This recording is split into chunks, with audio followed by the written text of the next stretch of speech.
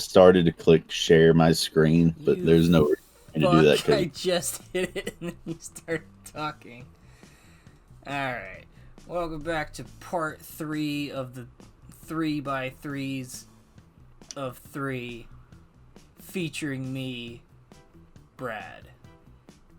And me, AJ. And Nick. And today we're doing my 3x3. So, before I share my screen, let you guys see what I'm looking at.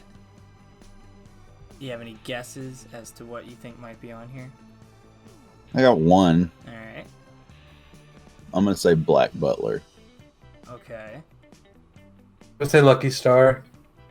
Uh-huh. Alrighty. Go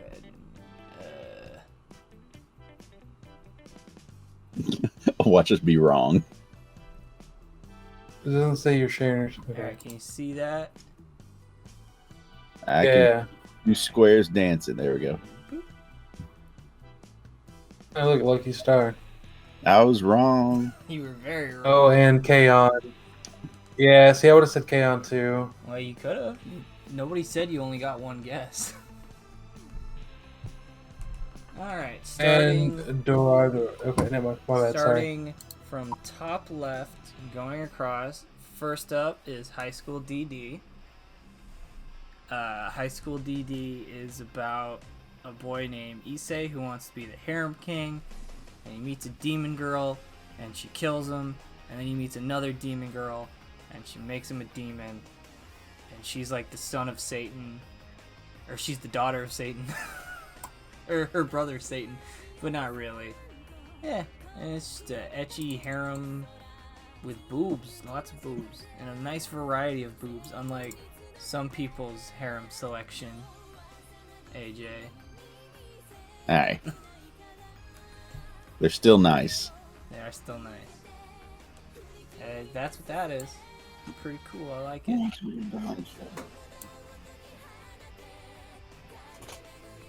I got nothing to say against it. It's a good show. There's not enough action. No, okay.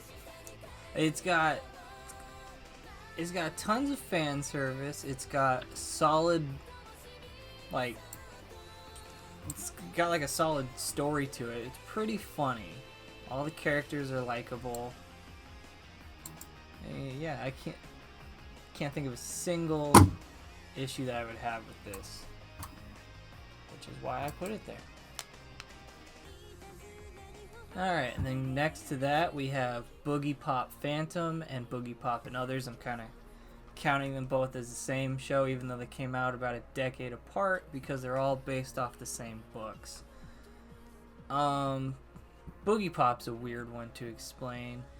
It's about a Shimigami named Boogie Pop who, like, possesses people in times of danger against humanity, but this specific story of it's all about this one specific girl that she's possessing in this time period, and her defending, just humanity, I guess. She's got cool weapons that are like garrote wires and stuff. It's kind of confusing to watch. It's one of those shows that will, like, you gotta pay attention, and there's some weird shit in it, and, like, yeah, it's a weird one. I like it though.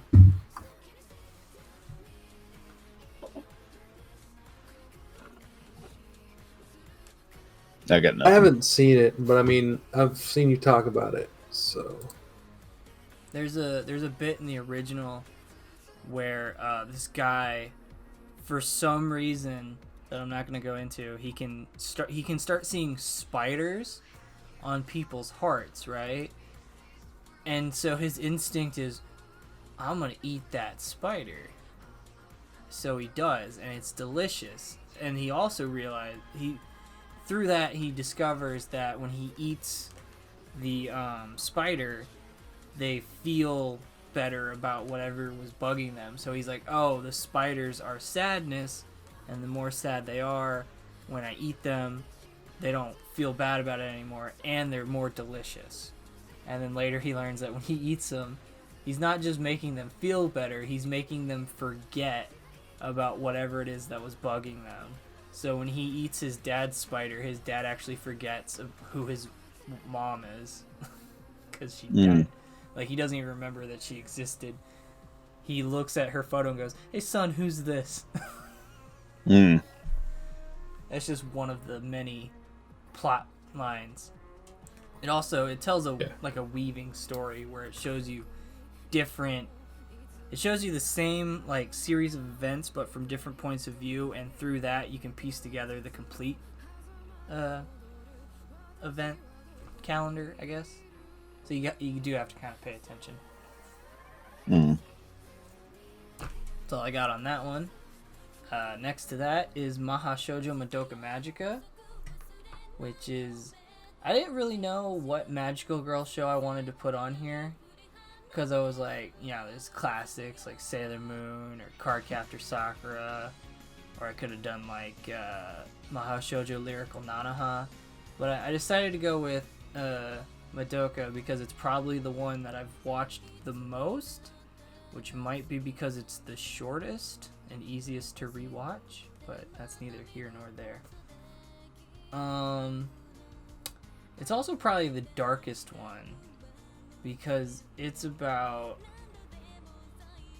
it basically follows like the regular magical girl formula of like a girl who wants to do stuff but she can't really do it, and then like a talking animal shows up and it's like, "I need you to help save the world," or whatever. And it's just, in Madoka's case, when you make the wish on the magical animal that will turn you into the magical girl, there's a bunch of repercussions that they don't tell you about till later.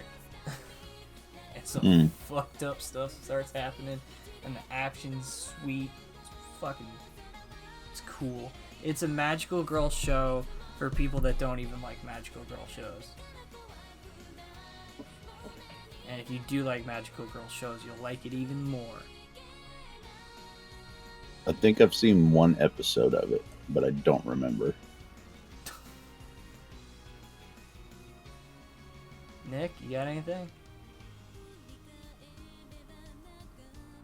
Not really. Like, I've seen it a long time ago. I don't remember anything about it, to be honest.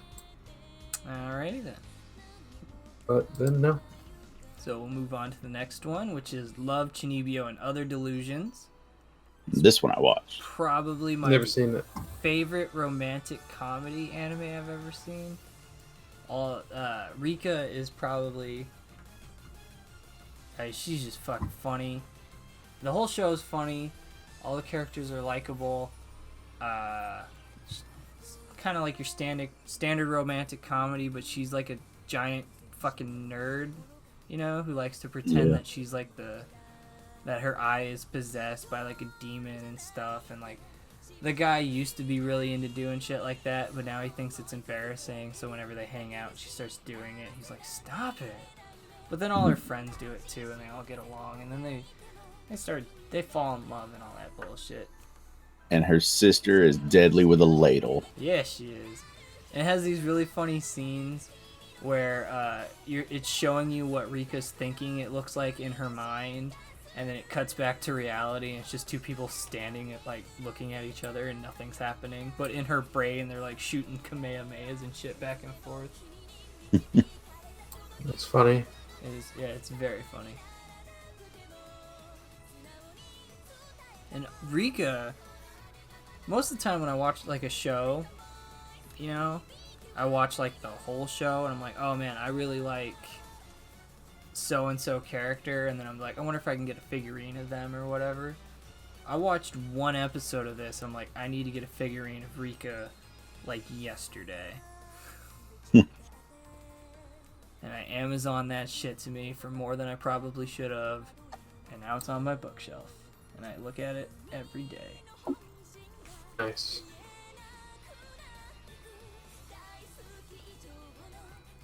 And then Nick's never seen it. AJ, you got anything you want to add? Well, convince me that why I should watch it. Like, what's the high point? you gotta like mention something that I'm interested in. You know what I mean? Do you like romantic comedies that are funny? No, Do you never like mind. We romantic can just say comedies? fuck no. Huh? Say no. Well, No. then it's not for you. It's a romantic All comedy. right, that's fine. I mean, the romance is sweet and the show is funny. It's a romantic Yep. comedy. That's what it is. It is. It's what it will be. It's what it'll always be. Exactly. Second season's not as strong as the first one. I think the first one ends in a perfect place, and the second season is unneeded. But there is some quality stuff in the second season if you can get past some of the of it. Right. I guess I'll skip the one in the middle like you guys did, and I'll go straight to the next one, which is Hell Girl, which I wasn't sure if I wanted to put Hell Girl or Hellsing on it, but I decided to go with Hell Girl just because I think it's more interesting of a show, because it's a episodic series about, basically there's this website where if you hate somebody enough, you can access it only at midnight. You type their name in, Hellgirl will show up, and she'll make a deal with you, and she's like, I'll kill them, and I will send them to hell right now. But if you do this, when you die, you're gonna go to hell. Alright, and then basically you see them interact with whoever is the person that they don't like for whatever reason, and eventually they hit their breaking point, they pull the string on the doll, Hellgirl shows up, kills them, and then you see like this like, and now I'm happy, but I don't know if this was the right decision kind of thing. And each episode is like that, about a different group of people in a different scenario. And there's an overarching plot about a reporter who's trying to figure out who Hellgirl is and stuff, and like his daughter is somehow psychically connected with Hellgirl and can sometimes see through her eyes and stuff. Yeah. And it's just a psychological torture thing where you watch people hit their breaking point and murder, basically. It makes sense. Yeah. It's funny because when I saw the picture on there, I thought it was the anime with what is it? It's the guy who reanimates this girl and she becomes his girlfriend and everything. The zombie one? Yeah. Sankorea, yeah, that's it. I had to look at my bookshelf to see what it was. Yeah, because like I saw her and I was like, that's weird. I wasn't expecting that one. And then when you said it was, I was like, it's not that he reincarnates her, it's the plants that she falls into keep her alive, because she's a zombie. Something about the leaves of the plants makes them not die, even though they're dead. Oh, okay. But that's sangria, and that's not what we're talking about. The story of how Hellgirl actually became Hellgirl is resolved within the first season, and it's pretty interesting what happened to her. And then there's 3 seasons after that, and they kind of, like, they're still good, but they kind of lose focus, and they'll spend more than one episode on a particular case, and I feel like they're not as strong. But that first season is really good.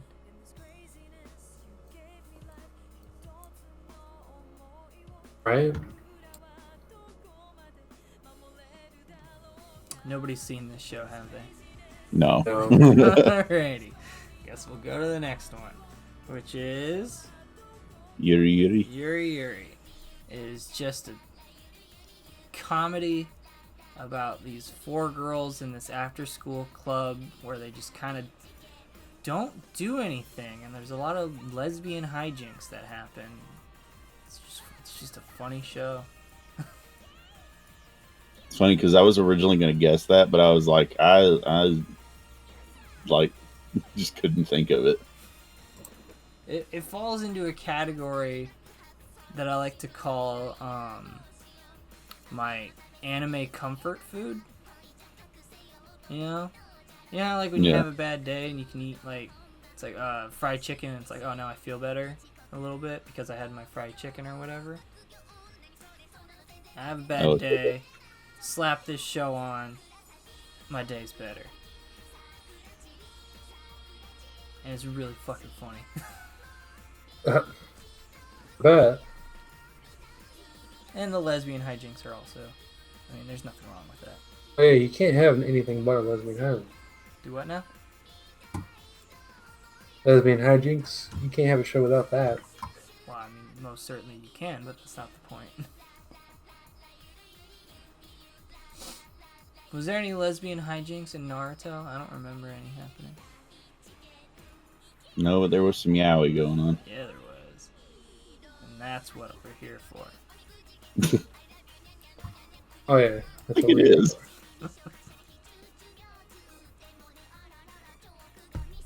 No, neither one of you have ever seen that one either.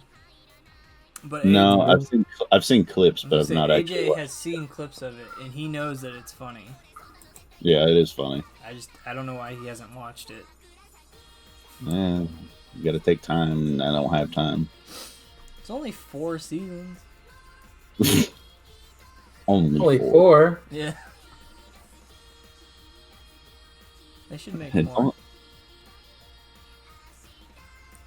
It's like somebody saying, Pokemon's only been on for, a little over 20 years.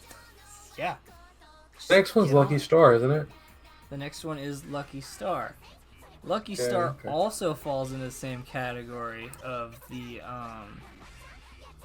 anime comfort food. And I've seen clips of it, too. Actually, I've watched 2 episodes of it.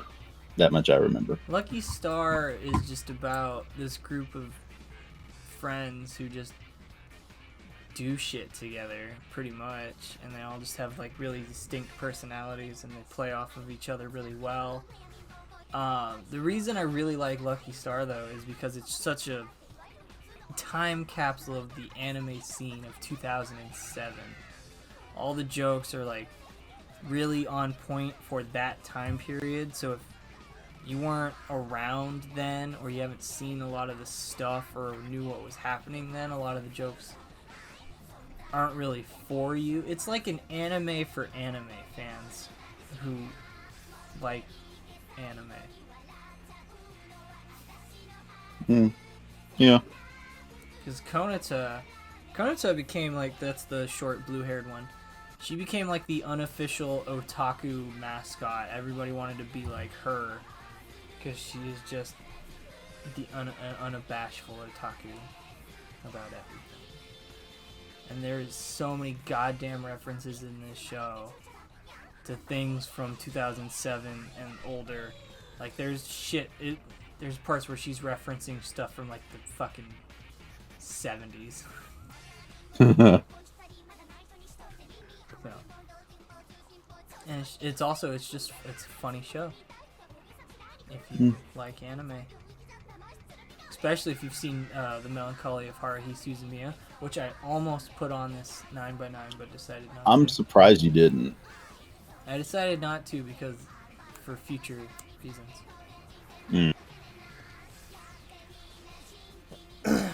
Alright, so I'll move on to the next one, which is Dorara, which is it's about all kinds of shit. I would say the main juxt of what it's about is this guy moves to I think it's I don't remember where it is now. It's a real place in Japan. It's just like this little small, not suburb because it's like a city, but it's like a small prefecture in Japan. He moves out that way to go to school with his friend, and then they get caught up in some hijinks, and there's a lot of gangs going on. There's gang warfare. There's info broker who's manipulating stuff from behind the scenes. There's Doulahan running around. There's mobsters. There's yakuzas, and there's all these interweaving stories that feel disconnected, but they're all connected. And it's told in a way where it's like you gotta pay attention to everything. It's very similar to Boogie Pop in that you have to pay attention to what's happening in every particular episode, because something that is mentioned in episode 2 will come back in like episode 12, and you'll be like, oh shit, that's what happen there, you know. Yeah. And then it's also it's got like 5 seasons, and they're all good, and it has a very satisfying ending. All the characters are likable. I really like Isaiah and fucking the bartender guy whose name I can't remember right now. And I like the doctor because he's voiced by Yuri Lowenthal. It's funny because people don't realize that that's almost like a game you play, just about. And I'm not talking about you specifically, but like it's like you hear a voice, Yuri Lowenthal.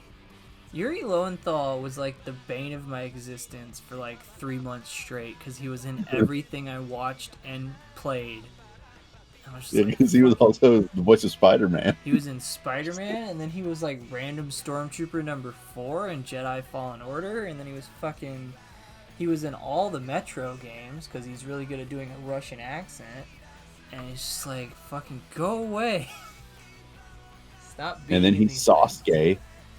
He was in Sasuke. He was in Sasuke. Yeah, the Naruto spinoff.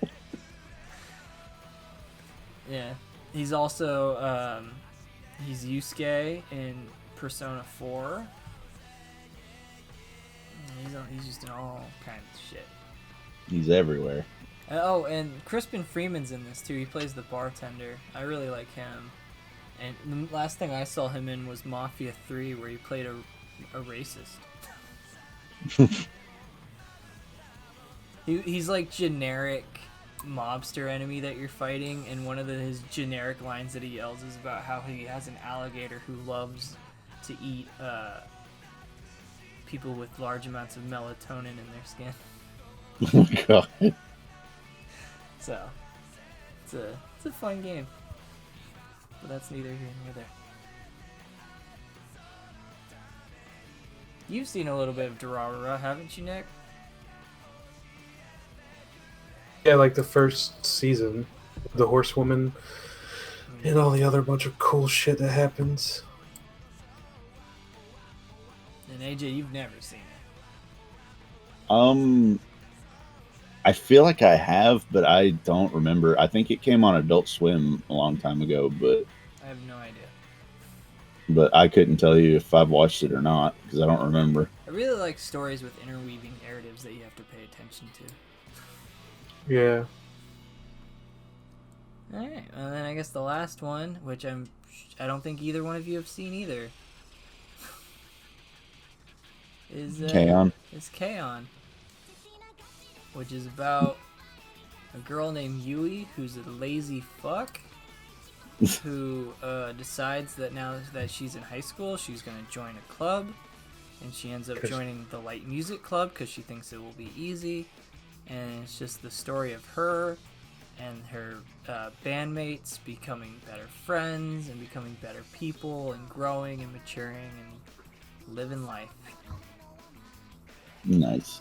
I mean, I like it. It's pretty much, it's just a slice of life comedy with music. Yeah. That's all it is. The music's pretty good. It's got its funny moments. Very funny. I like the sister better than her. Oh, you like Ui? Ui is better than Yui, Yeah, yes. it's Yui, Ui, and then their retarded half-sister that nobody talks about, Gooey.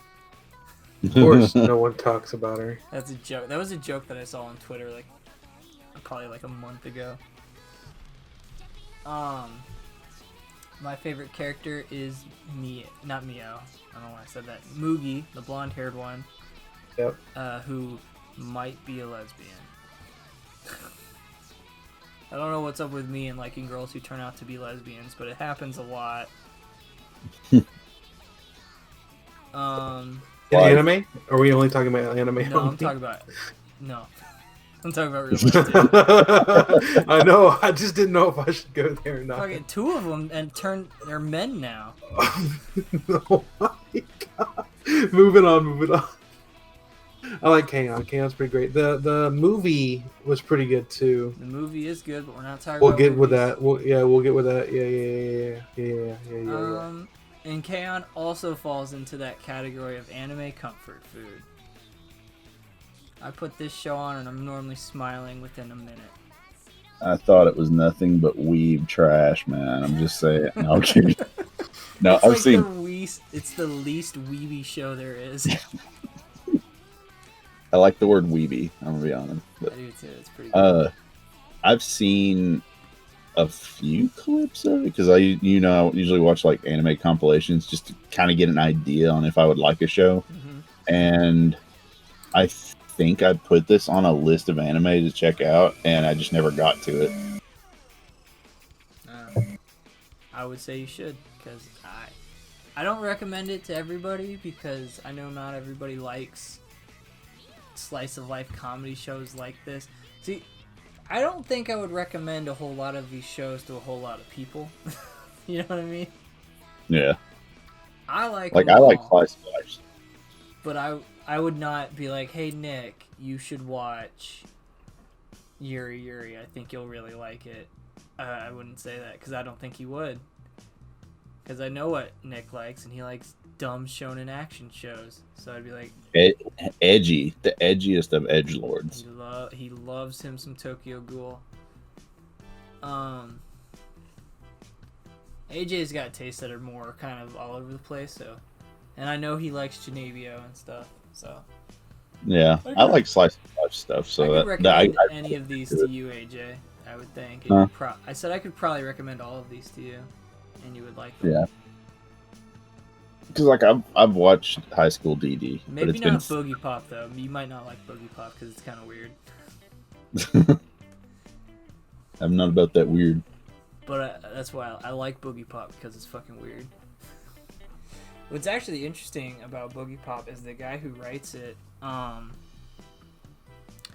The reason he called it Boogie Pop is because the guy describes weird things as being boogie, and then pop is like pop culture and stuff. So he called it Boogie Pop, so it's weird pop culture because he blurred the lines. Across the streams. Yeah, just interesting little fun fact about that. Just a little tidbit. Yeah. Little tidbit about Kion is the word Kion means light music club, but it's not pronounced like Kion. It's pronounced all Japanesey. It was funny as you talked about Boogie Pop being weird, and I was the one that had us watch Fooly Cooly. It's not that kind of weird. Fooly It's Cooly, like psychological. Yeah, it's like psychologically weird. Like it fucks with your brain. Like a serial experiments lane or an ergo proxy. I was gonna say, but Brad, you said Fooly Cooly messed with your brain too. No, what I said was I don't know what the fuck just happened, but I love it. That's what I said. Well, there you go. That's mine. Probably the least interesting out of them all, because nobody had anything to say. Technically, yours is the only one that didn't have any, like, pop culture ones. Or you know what I mean, like Naruto, Dragon Ball Z, and all that. Yeah, I mean, when I say mine's the least interesting, I don't mean in terms of the actual shows that are on it. I meant in terms of the conversation around it. Because you guys either just agreed with me or you've never seen it. Yeah. It's mine that you can get a lot of you can give me a lot of shit for, which is funny. Yeah. Well, I mean, I don't give a shit, so it's fine. we're gonna do anime movies next. Yeah, so stay tuned for part 4. So we might Sweet. have a little bit more to go from there. Yeah, we could get this. Well, I'll tell you after. Brad. So I'm just gonna put all like 9 Dragon Ball Z movies. Don't do that. Anyway, I wasn't really going to. I do expect to see at least one though. Yeah, you probably see. Tune in Yeah, you next probably- time for whenever the fuck that is. People who are watching this for some reason. Bye bye. Brr.